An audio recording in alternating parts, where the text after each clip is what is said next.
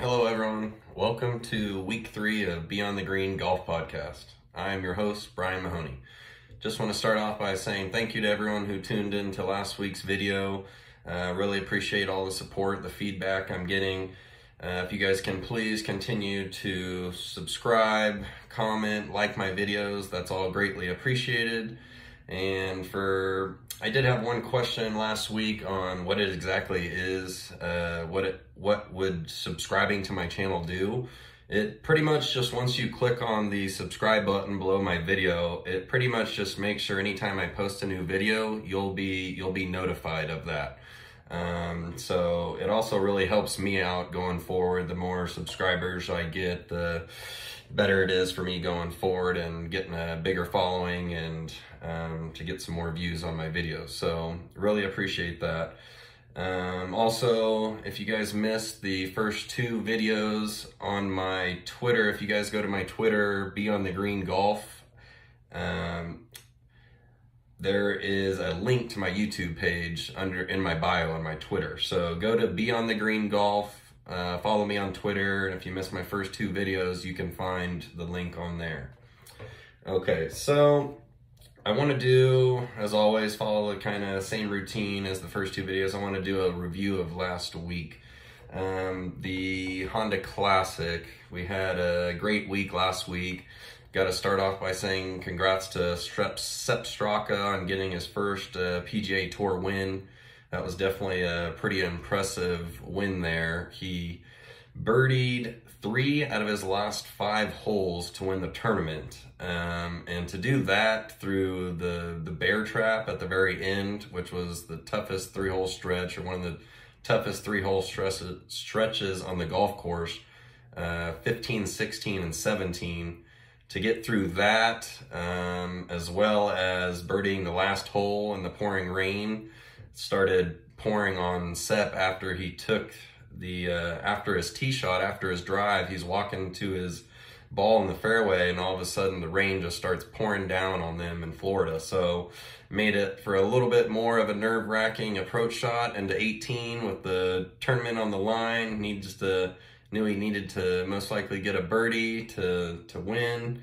And so to hit his approach shot in the pouring rain there, hits the green, 2 putts for an easy birdie to win the tournament. That was really impressive.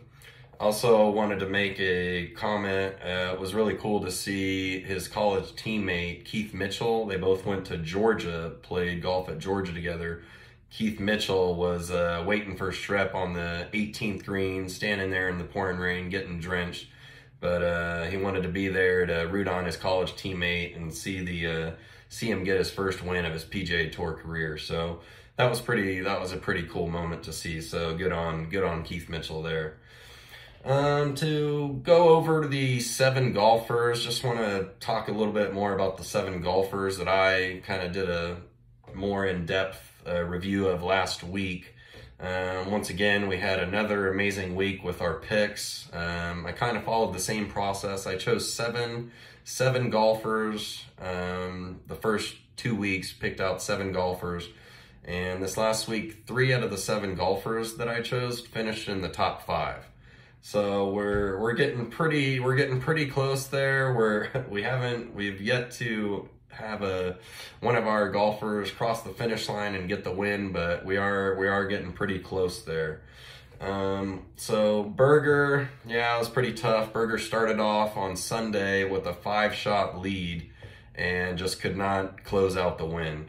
That just shows kind of how hard it is to win on the PGA Tour, even when you have a player like Daniel Berger, who seemed really solid the first 3 days. Wouldn't think he would be able to lose it with a 5-stroke lead, but that's just how it happens sometimes. That Sunday pressure is very tough, very tough to win on the PGA Tour, and you have to get it done on Sunday. So that was a tough one for Berger, but he's been playing well.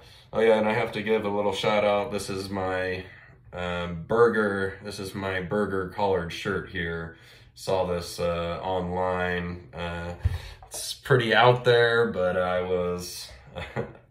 must have had a ticket on Daniel Berger when he won his first PGA Tour tournament in Memphis or whatever. I think he was wearing this same style shirt. So I call this my Daniel Berger shirt, and felt like it was fitting for this week since we'd be talking about him.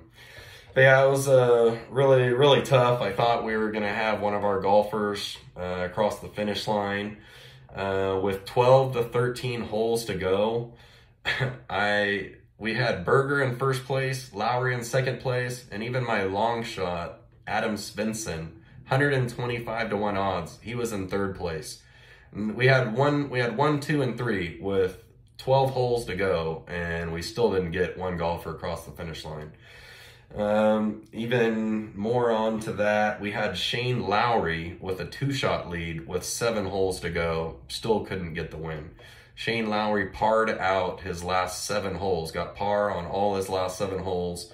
Sepp Straka gets 3 birdies in his last 5 holes to win by 1. So very tough, but that's just how it happens sometimes. You gotta go out there and win it, and that's what Sepp Straka did. So, and it's just anything, you never know, anything can happen on a Sunday, late on a Sunday, especially on a course like PGA National where they have the bear trap and all the water, and where all the big numbers lurk. So yeah, it's pretty much not over until it's over. You got to finish all 18 holes, but overall it was a great week. I like the process that we're on here. It's worked out pretty well the first 2 weeks. Let's just keep going with the same process, and eventually we'll pick up a winner. So I have to, before I get into the Arnold Palmer Invitational tournament this week, I got to give a shout out for Rick Run Good. Let's see, most of the strokes gained stats and information and custom models that I'm going to talk about during my video this week and the following weeks, they all come from Rick's website, rickrungood.com. If you like betting on golf, if you like building your own custom models, or if you're really big stickler on the strokes gained data, Rick's website, rickrungood.com is a very good tool. So please go and subscribe to that. Okay, so moving on to the Arnold Palmer Invitational this week. Let's see, what do we have here? Let's see, I have a couple tidbits written for us here. So the Arnold Palmer Invitational, the full title is the Arnold Palmer Invitational presented by MasterCard. It's being played at the Bay Hill Club and Lodge in Orlando, Florida. So this is the second week out of the Florida Swing out of 4 weeks. So this tournament, Arnold Palmer Invitational at Bay Hill, this is the tournament where Tiger Woods has just absolutely dominated. Tiger has won this tournament 8 times. 8 times winning this tournament. Last time being in 2013. What else we got? This is also the tournament last year where Bryson DeChambeau, he was the one who won last year here, earning his 8th PGA Tour title. So this is the tournament where Bryson had the crowd cheering him on, but pretty much it was the 6-hole par 5. Bryson, it was a big talking point the whole kind of week leading up to that tournament. What is Bryson going to do on the 6-hole par 5? Is he going to try to drive the green?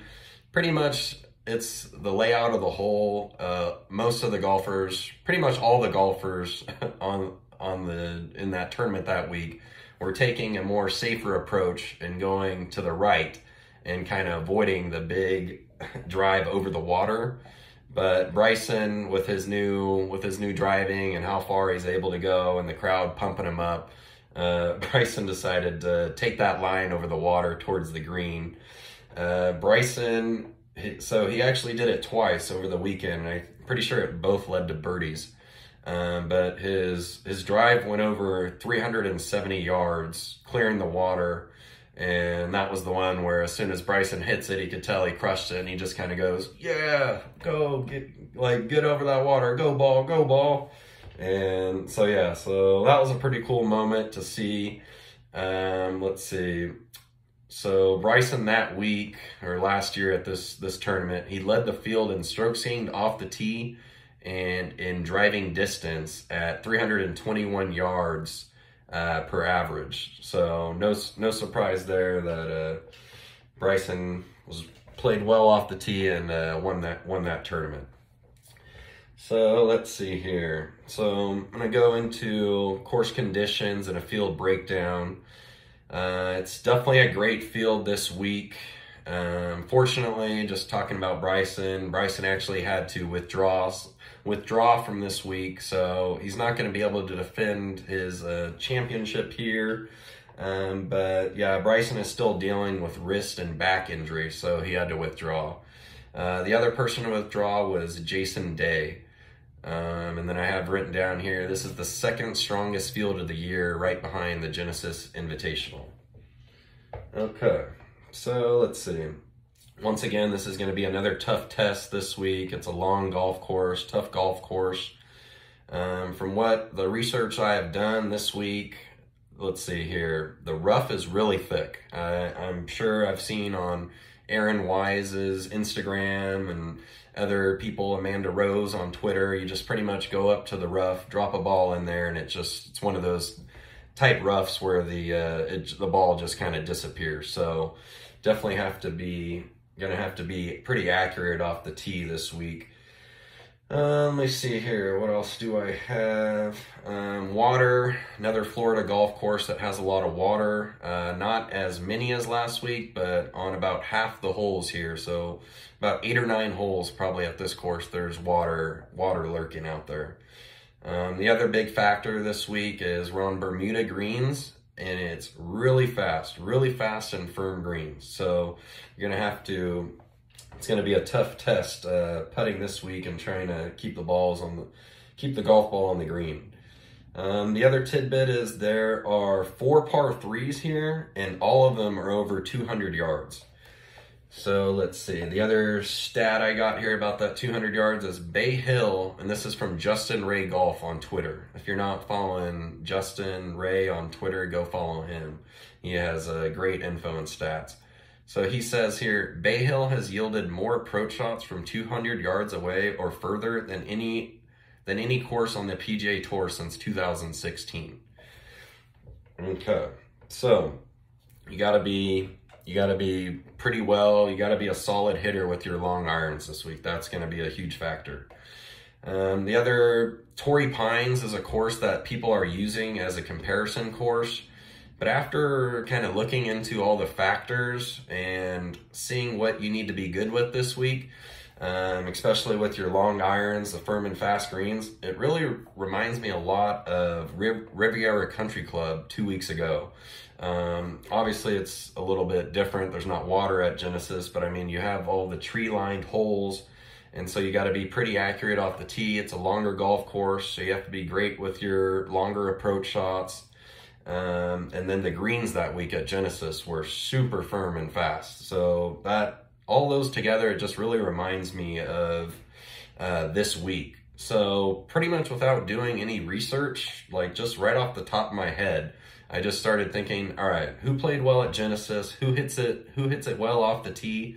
And who hits it really well with their long irons?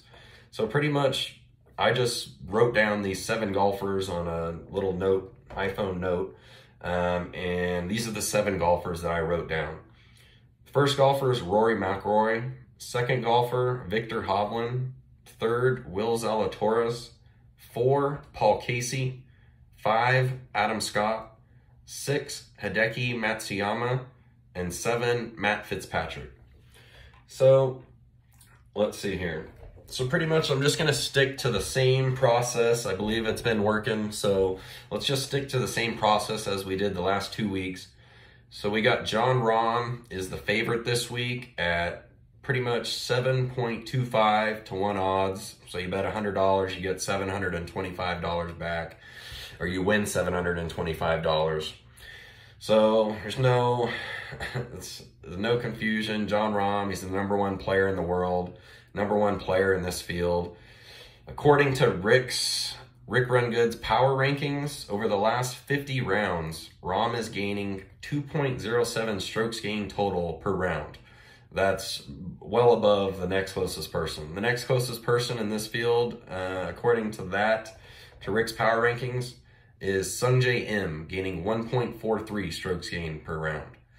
So, just in my personal opinion, I won't fault you guys or fault anybody if you're betting Rahm this week. Obviously, Rahm can just come out and win the week, blow the field away. But in my opinion, his odds are just a little too short this week. And also, this is Rahm's tournament debut. So, just kind of those two factors together, we're gonna pass on Jon Rahm this week. So that leads me to my favorite golfer this week. I'm gonna go over my favorites this week. So number one golfer that I think is the best golfer in this field this week, number one golfer this week is Rory McIlroy. So Rory definitely loves this golf course. Rory loves Bay Hill. He's finished in the top 10 here in the last 5 years. So here are Rory's finishes in the last 5 years here at Bay Hill. 10th, 5th, 6th, first place, he won in 2018, and 4th. So it's just like, that's just incredible. That's just great course history right there. That is definitely something you like to see when you're backing a golfer this week. So Rory in his interviews, I watched earlier this morning, Rory did an interview. He stated his game is in a really good place, and moving forward, the only thing he's really looking to do is be more consistent, is what he said.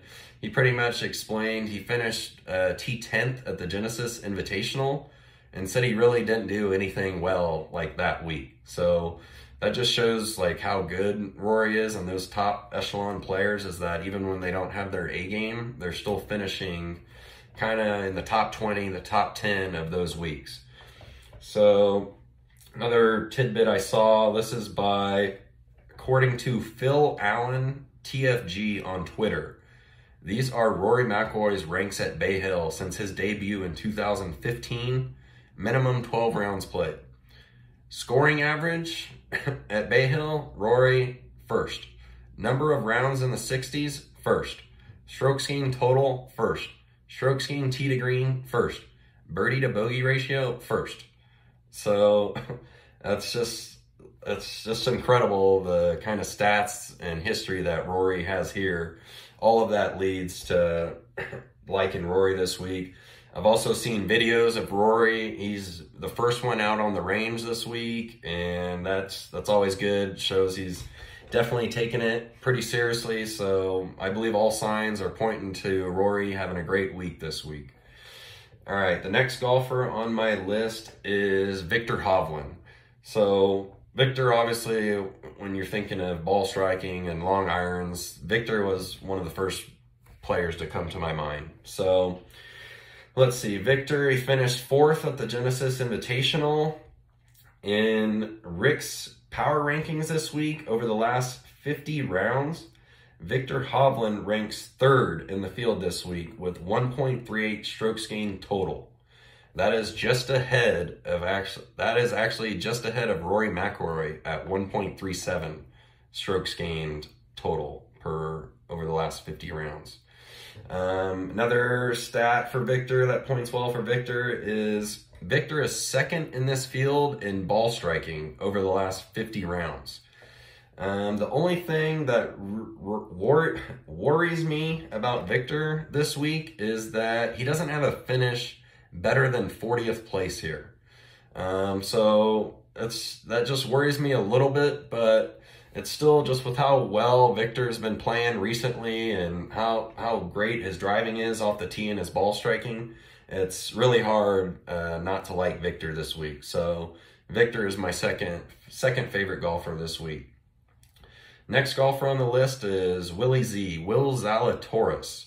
So I followed Will a lot, kind of when he was at Farmers Insurance, Torrey Pines. I followed him along like the shot tracker, and man, Will just put on a ball striking clinic that tournament. It was he finished solo 2nd at Farmers that week. So over the last 50 rounds, Will Zalatoris ranks third in ball striking at 1.13 strokes gained ball striking. He finished 10th place here last year, so it's good to see that he has a top 10 finish here. He's played here before. And also, Will just really fits the what we've seen recently over these past 4 to 5 weeks of all the first-time winners winning on the PGA Tour. So that's just another thing that Will fits the bill of the first-time winner, like we've seen multiple times recently. Okay, so next golfer on my list is Paul Casey. So Paul Casey finished 10th place last year here. And then I know just over the years of me going to the Riviera Country Club, the Genesis, I know Paul Casey likes playing at the Genesis. He loves that course, ball strikes it really well. So he finished tied for 15th at the Genesis Invitational this year. Paul Casey ranks 4th in this field over the last 50 rounds in ball striking at 1.01. And the other thing is, I just have a little story about Paul Casey. So when my twin brother Cameron and I, we actually went to the US Open this past year at Torrey Pines South Course. We were sitting on the first day, I believe we were there on Friday and Saturday. The first round, we decided just to follow the golfers for quite a bit. The second day, we decided let's take more of an approach by kind of posting up at one of the holes in the grandstands. So we actually decided to go to the par 4 15th hole.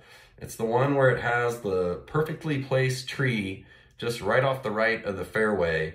And if you hit it over there, it gives a lot of players a lot of problems. But that day specifically, on Saturday, while we were there watching, they had the pin placement in a really tough spot. It was on the very back of the green, and there was also a ridge kind of right in the middle of the green that would pretty much, if you didn't hit it up that ridge, it would just pretty much push all the golf balls back towards the front of the green.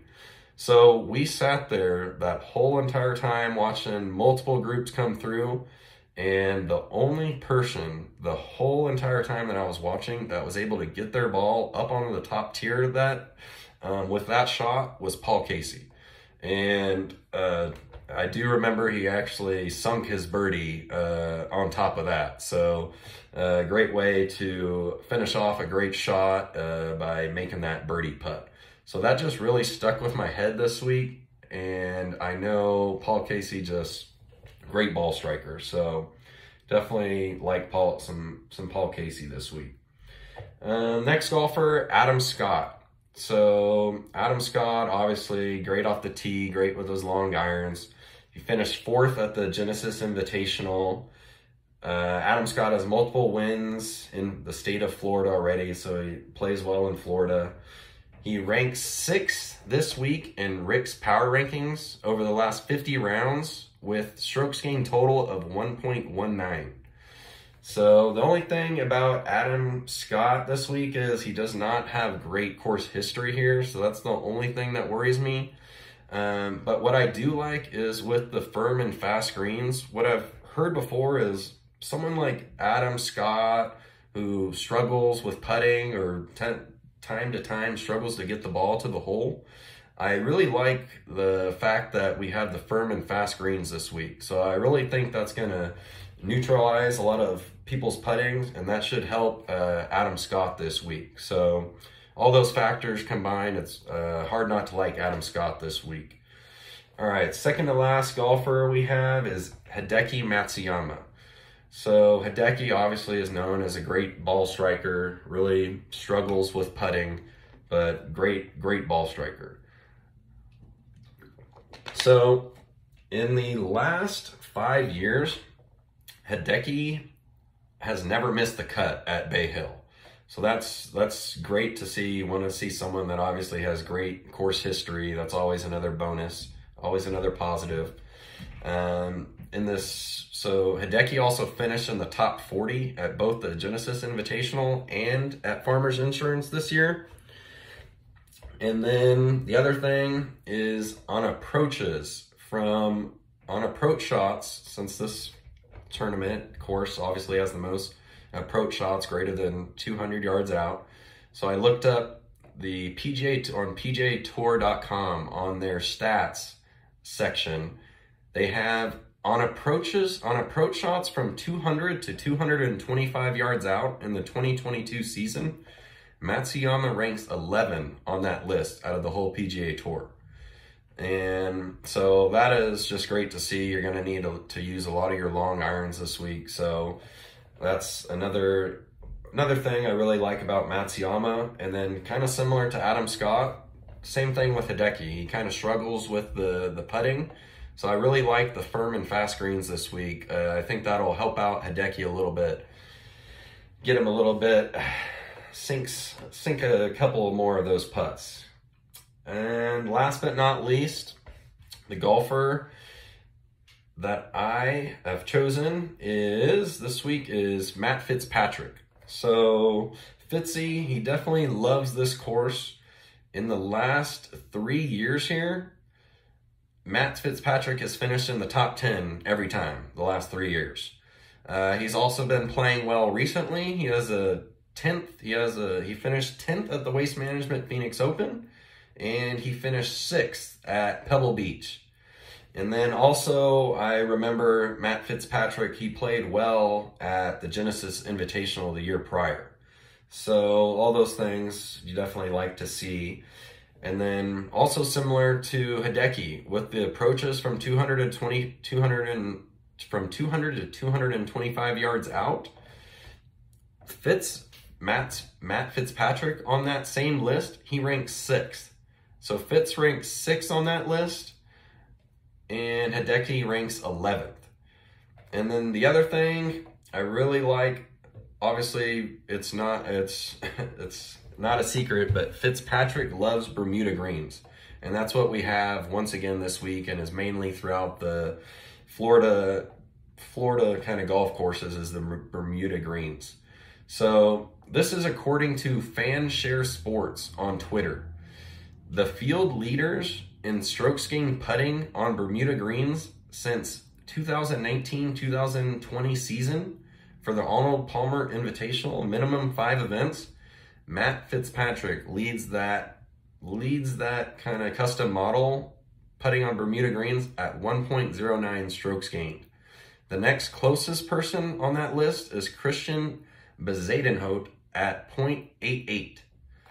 So that pretty much does it for my kind of further deep dive on the 7 golfers I like. So just to do a little recap summary, these are the 7 golfers that we are picking this week, that we are going with this week. And here are the best available numbers, best available places that you can bet on them. So Rory McIlroy, #1 golfer this week. You can find him at 12-1, and you can actually find that at multiple different sports books. Let me see. Let me pull it up really quick. Let me go to my database here. Rory. So you can find him BetMGM, Caesars, South Point, Westgate. All 4 of those places have Rory at the opening odds of 12-1. So let's go back here. So the second golfer on my list, who I like this week, second favorite, is Viktor Hovland. You can find Viktor at 18-1 at DraftKings. Next golfer on the list, third favorite golfer, Will Zalatoris. You can find him at 25-1 at multiple places. Next golfer, Paul Casey, 42-1 at Circa. Next golfer, fifth favorite golfer this week, Adam Scott. You can find him at 35-1 at multiple places. Second to last golfer, Hideki Matsuyama, 25-1 at multiple places. And last but not least, Matt Fitzpatrick. You can find him at 29-1 odds at Circa. Okay, that'll pretty much do it for this week. And I really appreciate everyone for tuning in. Once again, please like the video, comment who you think will win this week, subscribe to my channel. If you have any further questions, comments, you can always reach me at Beyond the Green Golf on Twitter. And pretty much we will get ready we have the Players Championship next week on the PGA Tour, which is technically the biggest PGA Tour event, or it's pretty much the biggest tournament for the PGA Tour. They consider it the 5th major of the year. So that'll be a great tournament to watch, and that'll be we'll get a preview out for that. That'll be pretty awesome. So, all right, that'll do it for this week. I hope wish everyone the best of luck, and hope you guys be on the green if you're playing golf, watching golf, betting on golf, whatever it is. Thank you very much. Appreciate it. See you guys next week.